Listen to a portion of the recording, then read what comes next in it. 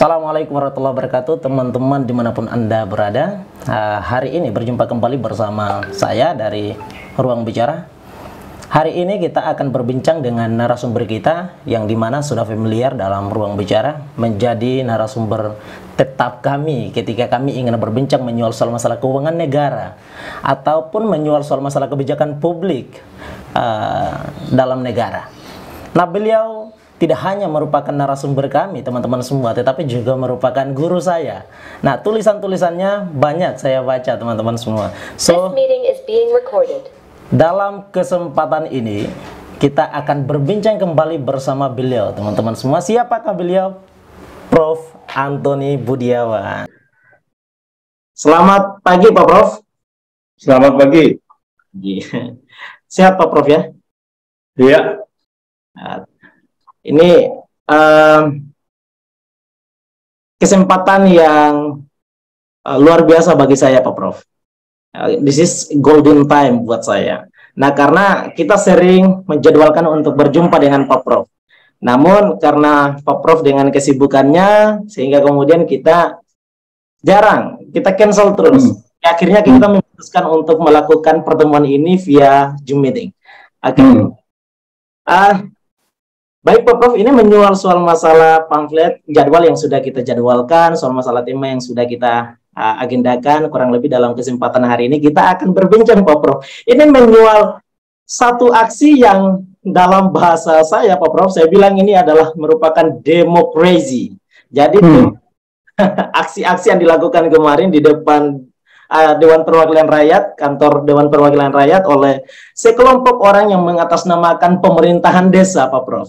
Nah, ini kemudian saya bilang ini adalah demokrasi karena aksi-aksi mereka meminta satu hal yang dimana itu di luar daripada batas-batas demokrasi, Pak Prof. Oke, soal aksi dari para pimpinan-pimpinan desa yang dimana permintaan mereka untuk status kedudukan mereka dalam satu periode itu 6 tahun kemudian menjadi 9 tahun. Nah, saya secara pribadi telah membaca banyak tulisan dari Pak Prof lewat tulisan-tulisan yang Pak Prof kirim ke saya. Pak Prof secara pribadi melihat aksi yang dilakukan oleh para demonstran yang dominasinya adalah para pimpinan desa ini seperti apa Pak Prof? Iya, terima kasih Bung Hamis. Ini memang suatu kejutan gitu ya, bahwa kepala desa melakukan aksi turun ke jalan ke DPR untuk menuntut sesuatu yang di luar dari pemikiran normal, betul, yaitu mengenai salah satunya adalah perpanjangan dari 6 tahun ke 9 tahun, 1 kali jabat. Nah, ini pertanyaannya sekarang kalau di Indonesia seperti begini, karir politik atau ya itu kepala desa termasuk karir di dalam suatu berpolitik lah ya, bahwa dia tidak ini. Jadi pejabat publik. Jadi pejabat publik ini kalau dia pun bukan karir politik, tetapi dia adalah karir pejabat publik. Kepala desa tidak terlepas dari pejabat publik. Itu tujuannya mau apa? Apakah kita pejabat publik itu harusnya tujuannya adalah melayani masyarakat, bukan untuk menggenggam kekuasaan. Apalagi kepala desa itu sudah bisa 3 kali menjabat. Normalnya adalah di dalam jabatan publik yaitu 2 kali. Dan umumnya juga itu di negara maju itu kebanyakan 4 tahun. Di sini kita 5 tahun jabatan presiden, DPR, DPRD 5 tahun, bupati dan sebagainya. Itu sudah bonus 1 tahun gitu dibandingkan dengan negara-negara lain seperti presiden di Amerika Serikat juga 4 tahun, yang lainnya 4 tahun gitu. Dan kebanyakan 2 periode. Jadi ini kepala desa sudah menjabat 6 tahun dalam sekali masa jabatan untuk 3 periode. Ini sudah luar biasa. Betul. Dan kalau minta lagi menjadi 9 tahun, ini sudah di luar dari akal sehat. Ya, sudah di luar dari norma daripada demokrasi ini sendiri yang Bung Hamis katakan menjadi demokrasi. Nah, Kalau ini 9 tahun, maka kebanyakan ini bisa terjadi justru chaos. Karena kalau jabatan itu 5 tahun, kalau dia 3 tahun tidak berprestasi, mungkin masyarakat masih bisa menunda untuk demo-demo dan sebagai kepada kepala desa tersebut, karena mengingat 2 tahun lagi ada pemilihan. Betul. Tetapi kalau 3 tahun tidak berprestasi dan masih 9 tahun, ini akan diturunkan pasti di tengah jalan, karena 6 tahun itu masih terlalu lama. Gitu. Betul. Jadi akan terjadi justifikasi atau ya yang pemberhentian di tengah jalan untuk mereka yang tidak berprestasi. Jadi demokrasi di sini tidak berjalan. Nah, yang kedua adalah pembatasan jabatan ini adalah untuk memang membuat demokrasi ini bisa lebih berjalan, karena kita lihat bahwa regenerasi ini akan terus berjalan. Kalau 9 tahun dia boleh menjabat 3 periode, bagaimana bisa demokrasi atau regenerasi dari kepala desa ini bisa berjalan? Setiap orang merasa kalau menjabat dia ini adalah yang terbaik. Jadi umumnya adalah tidak mau diganti, dan umumnya adalah merasa tidak ada yang lebih baik lagi.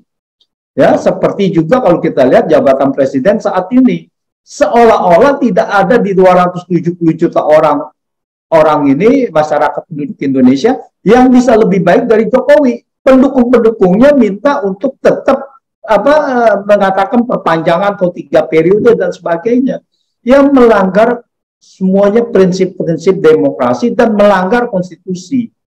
Nah itu. Baik. Ini kan sudah secara sadar Pak Prof ya. Permintaan daripada para kepala-kepala desa ini kan di luar daripada nalar normal. Ini sudah tidak lagi normal dunia demokrasi kita. Misalnya tadi Pak Prof memaparkan bahwa di luar daripada Indonesia, misalnya akar muasalnya demokrasi kita berasal daripada Amerika misalnya. Di sana kan kekuasaan mereka dalam 1 periode itu 4 tahun terhitungnya. Kita secara nasional 5 tahun. Nah, namun berbeda dengan para pimpinan yang paling bawah dalam konteks ini adalah kepala desa yang hari ini tengah kita bicarakan. Mereka 6 tahun satu periodenya. Nah, lalu kemudian dimintakan untuk kemudian 1 periode ini ditambahkan 3 tahun lagi kemudian menjadi 9 tahun. Tentu ini adalah merupakan bagian daripada sesuatu yang tidak normal. Oke. Karena begini Pak Prof. Undang-undang desa kita di sana mengatur tentang 2 hal, ada desa dan dengan desa adat. Nah, tentu soal masalah desa-desa adat ini kan diberikan karena ini adalah local wisdom kita. Betul Pak Prof ya? Ya. Nah, mereka itu ada mekanisme tentang bagaimana memilih para pejabat-pejabat desa mereka. Lalu ketika dengan permintaan untuk memperpanjang posisi kedudukan 1 periode menjadi 9 tahun, apakah kemudian ini tidak memangkas local wisdom kita, Pak Prof? Iya, pada sekarang ini kita lihat bahwa kita sudah memang ada local wisdom, tetapi juga kita melihat dari demokrasi secara keseluruhan. Ya, bahwa 6 tahun ini pun sebetulnya sudah terlalu lama dari sudut pandang apapun, demokrasi dan sebagainya. Ya, juga dari local wisdom.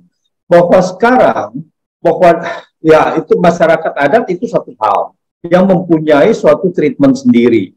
Ya, mereka mempunyai suatu aturan-aturan yang harus kita hormati dan kita wajibkan. Misalnya bahwa mereka itu harus ada perwakilannya tersendiri di situ. Nah, itu yang membuat mereka itu bisa berpartisipasi,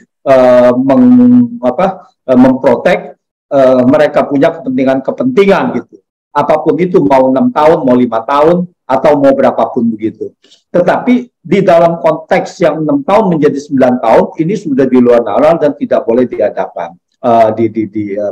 Bahkan seharusnya tidak boleh dipenuhi, bahkan seharusnya adalah dikurangi sesuai saja dengan pejabat publik lainnya, yaitu 5 tahun dan 2 periode, bahkan harusnya adalah ke situ gitu, untuk supaya ada regenerasi yang baik di desa.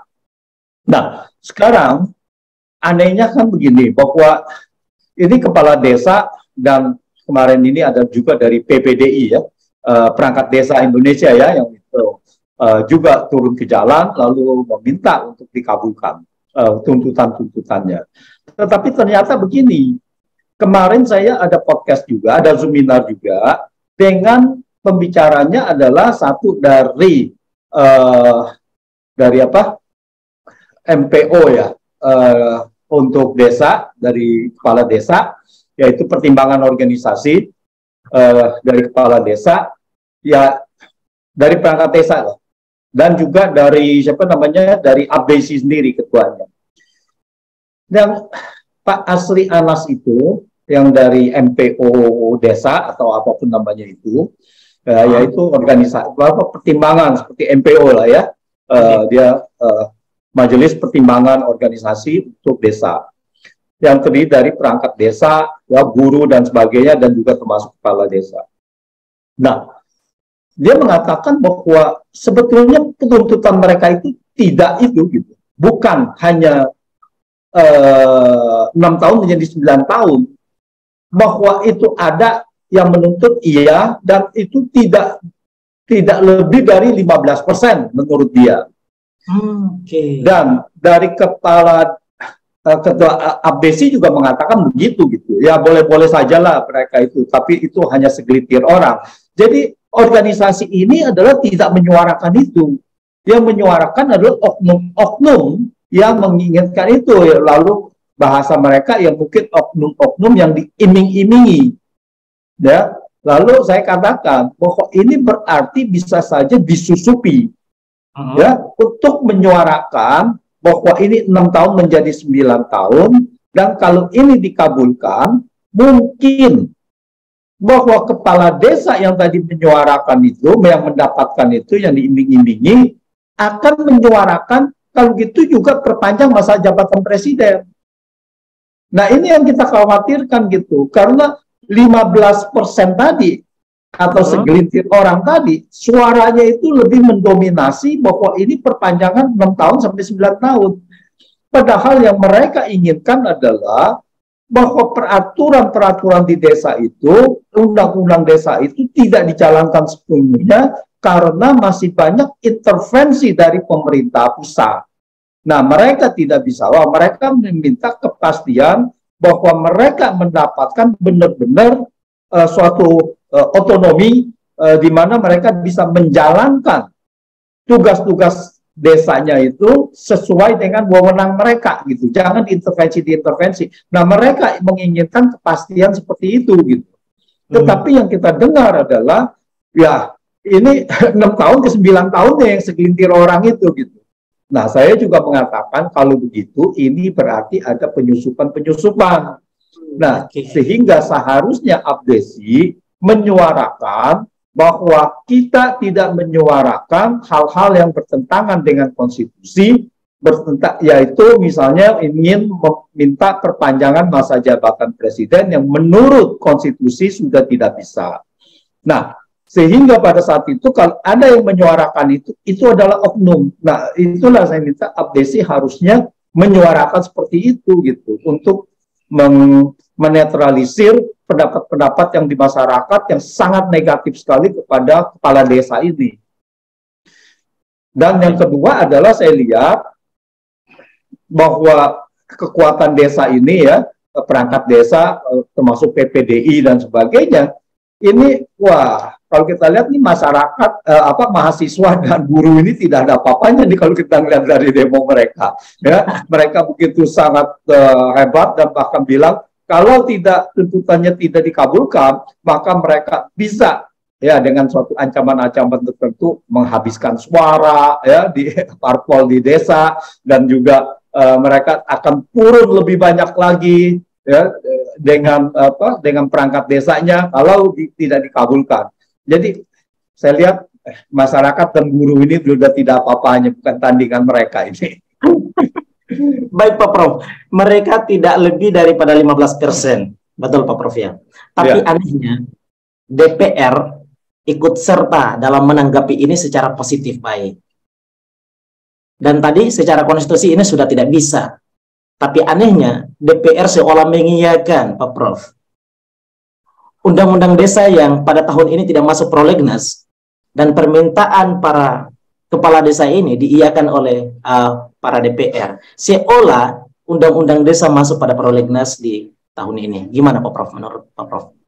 Nah inilah bahwa ini suatu keanehan-keanehan yang lalu saya katakan ya terkesan bahwa ini terjadi deal ya, di mana bahwa ada suara padahal cuma sedikit 15% dari 6 tahun ke 9 tahun, kemudian langsung disikapi secara positif oleh DPR dan maupun oleh pemerintah, perwakilan-perwakilan pemerintah. Ya, kita akan mengevaluasi. Ya, kita akan akan memasukkan ini. Kita akan membahas ini. Kita akan entertain, akan memenuhi ini. Jadi, padahal adalah bahwa ini tadi yang Bung Hamis katakan bahwa ini tidak termasuk di dalam prolegnas. Jadi DPR sendiri sewaktu bicara begitu, dia bicara atas nama siapa? Apakah atas nama DPR atau pribadi untuk membohongi mereka, si kepala desa itu, udahlah Anda pulang, kita akan bahas gitu, atau bagaimana gitu kan? Nah ini harapan-harapan ini, tetapi ya harusnya adalah tegas atau ya memang menginginkan bahwa ini cepat selesai saja gitu. Jadi kepala desa juga harusnya memahami sebenar. Dan mereka memahami itu bahwa kalau mereka tidak masukkan prolegnas berarti ini adalah bohong-bohong. Nah, mereka menginginkan ini dimasukkan prolegnas secepatnya untuk dibahas gitu. Nah, jadi ya memang ini adalah suatu kepala desa harusnya mengerti suatu hal hukum mengenai itu, perangkat-perangkat hukumnya, bagaimana caranya untuk mengubah dan sebagainya. Tetapi ini seolah-olah menginginkan secepatnya tahun ini juga gitu. Yang dimana bahwa ini adalah hal yang sudah di luar yang tidak masuk akal gitu, karena peraturannya sudah ada. Dan itulah yang saya katakan, kenapa mereka menginginkan secepatnya. Apakah ada agenda tertentu yang mereka ingin menuntut hal-hal yang lainnya, misalnya perpanjangan masa jabatan presiden. Karena kalau tahun depan penuntutan itu sudah tidak bisa lagi, pemilu sudah berjalan gitu. Terakhir Pak Prof, menyoal soal masalah politik anggaran. Setiap kepala desa itu tidak kecil mengelola anggaran negara. Di atas 1 miliar Pak Prof, ini anggaran yang besar. 1 miliar lebih yang semestinya ini adalah merupakan bagian daripada sentuhan-sentuhan KPK. Banyak dugaan-dugaan penyalahgunaan anggaran di sana.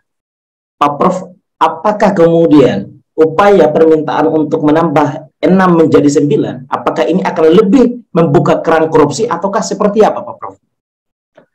Pertama adalah jumlah anggaran itu, korupsi itu mungkin tidak terkait dengan jumlah anggaran. Apakah 1 miliar atau 2 miliar atau 3 miliar, kalau ditambah pun itu saya rasa korelasinya tidak di situ. Tetapi jelas korelasinya semakin kita menjabat semakin lama, maka kemungkinan besar untuk korupsi semakin besar. Karena kita di dalam suatu lingkungan di mana kita bisa menguasai dan menjadi suatu penguasa yang seolah-olah itu adalah penguasa seumur hidup gitu. Ya, kalau dia sampai 3 periode gitu ya. Jadi itu tentu saja sangat mempengaruhi.